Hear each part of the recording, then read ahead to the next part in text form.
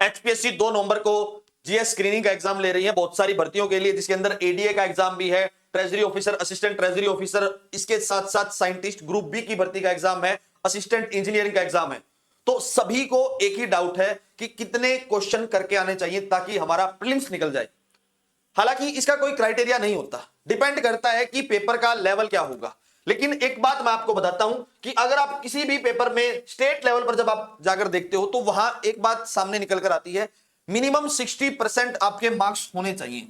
जैसे बहुत सारे बच्चे जब एडीए की तैयारी कर रहे हैं तो उनके लिए कुछ क्राइटेरिया कुछ अलग हो जाता है, क्योंकि समय के साथ और जो परिस्थितियां हैं वो चेंज होती रहती हैं। अब एडीए के लिए पहली बार जीएस का सब्जेक्ट ऐड हुआ है तो बहुत सारे बच्चों की तैयारी नहीं है, बहुत सारे बच्चे उससे डर गए हैं, तो ये भी एक पर्टिकुलर फैक्टर बनता है। लेकिन मैं ये बात कहूंगा कि आपके मन में ये जरूर होना चाहिए कि हमें एटलीस्ट 60 नंबर तो आने चाहिए।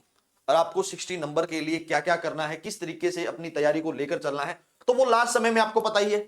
सबसे पहले आप लूसेंट को उठाइए, वो आप कवर कर दीजिए, ठीक है। जो जो इंपॉर्टेंट पोर्शन है जो मैंने आपसे अब तक बताया है, पिछली वीडियो जाकर देख लीजिए, हिस्ट्री के लिए भी बता रखा है, ज्योग्राफी पॉलिटी हर सब्जेक्ट के लिए बता रखा है। वहां जाकर अगर आप ये क्लियर कर लोगे तो आपका प्रीलिम्स निकलने में बहुत ज्यादा सहायता मिलने वाली है, ठीक है। लेकिन इसके साथ साथ अगर कोई चाहता है कि साइंस हिस्ट्री और मात्र साइंस हिस्ट्री कोई वन लाइनर चाहता है तो वो आप इस नंबर पर जाकर आप मात्र 399 इस इतने रुपए पेमेंट करके आप उसको ज्वाइन कर सकते हो। लेकिन यह कोई प्रमोशन नहीं है, सबसे बड़ी बात आपका प्रीलिम्स क्वालिफाई होना चाहिए।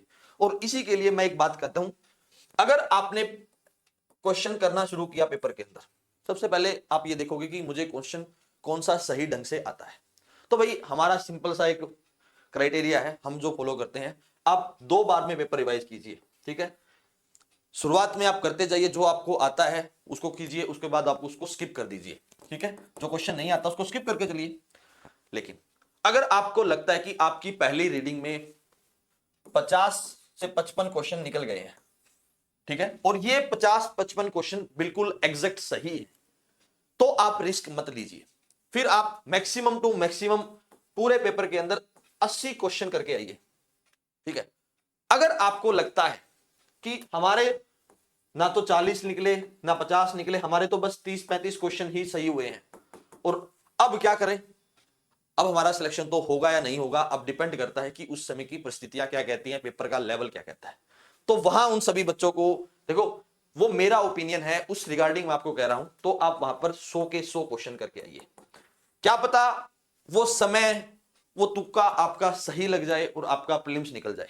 ये मानकर चलना कि 60 नंबर तो आपके आने ही चाहिए। अगर आपके 60 नंबर आते हैं तो आप सेफ स्कोर की तरफ खेलोगे। कहने का मतलब क्या है, क्योंकि आप सभी को मेंस लिखना है। क्या लिखना है जी? मेंस। अगर आपके नंबर मान लीजिए 50 आए, 45 आए, 48 आए, ठीक है, तो आपके मन में एक डाउट रहेगा प्रीलिम्स के बाद कि मेरा मेंस में नंबर आएगा या नहीं आएगा, और वो सबसे बड़ी परेशानी बनने वाली है उन सभी बच्चों के लिए। अब मेंस की तैयारी कैसे करें, वो डिपेंड करता है आपको किस तरीके का क्वेश्चंस लिखने आते हैं। लेकिन मैं एक बात कहूंगा, अगर आपको उस डायलेमा से बचना है कि मैं प्रीलिम्स की तैयारी पेपर देकर आया, जैसे ही प्रीलिम्स के पेपर देकर आया उसके जस्ट बाद मैंने मेंस की तैयारी शुरू कर दी, तो उसके लिए आपको मिनिमम 60 स्कोर करना होगा।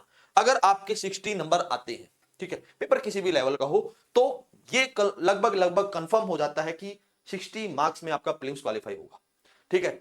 मैंने आपको तरीका बता दिया। सबसे पहले अपने दिमाग में ये माइंडसेट लेकर जाइए कि हमें 60 नंबर तो लेने ही है। अब वो कैसे आएंगे उसका तरीका भी मैंने आपको बताया।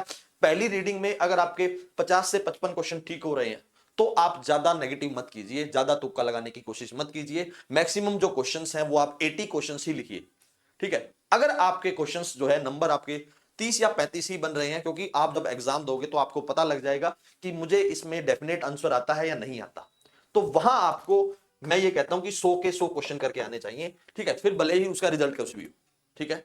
कोई कहेगा कि कमेंट में अगर कहेगा कि नीचे जाकर आप मिस गाइड कर रहे हो, ये कर रहे हो भाई, ठीक है।